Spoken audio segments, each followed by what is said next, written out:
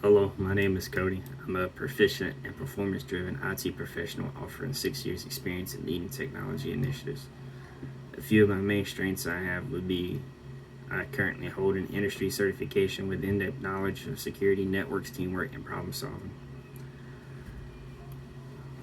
One of the weak areas I could improve in greatly would be in my communication skills. With communication being an immense skill, and this would benefit me greatly and set me apart from my peers down the road. The time I was part of a group was once during my previous job, which was Apple Maps. We set out in teams across the U.S. to help develop the 3D mapping of the U.S. And while on this team, it was an absolute must that because we lived and worked day in and day out with each other over a period of about 2 years. Am I a leader or a follower? Depending on the circumstances, I tend to be a bit of both. My creativity and boredom strike, or in times of need, I tend to be more of a leader. However, once I get complacent or mentally exhausted, I tend to be more of a follower. Makes sense.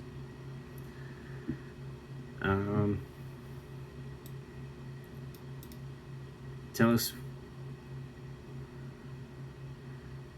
what your last supervisor would say if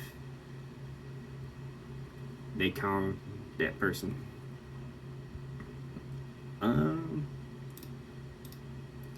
They'd probably tell you that I'm a hardworking individual with a mild temperament, and that sometimes I need a push in the right direction to start. If I push in the right direction when I start to fall away from my goals. Yep. My work style would be more independent than it should be, but most would say I work like an organized mess all over the place, yet somehow I get the job done in a timely manner.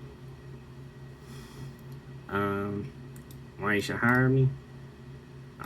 So that I can gain experience, and while gaining experience, I would like to grow within this company and become a top contributor, manager, owner type role in the long run. Yeah. Tell us about a time you met a deadline. The time I hadn't met a deadline was also on that last job that I had. We had daily reports and everything, weekly reports that had to be turned in by a specific time. And we also had to be in certain areas, driving around at certain times, which could get quite hectic over time. Where do I want to be in 10 years?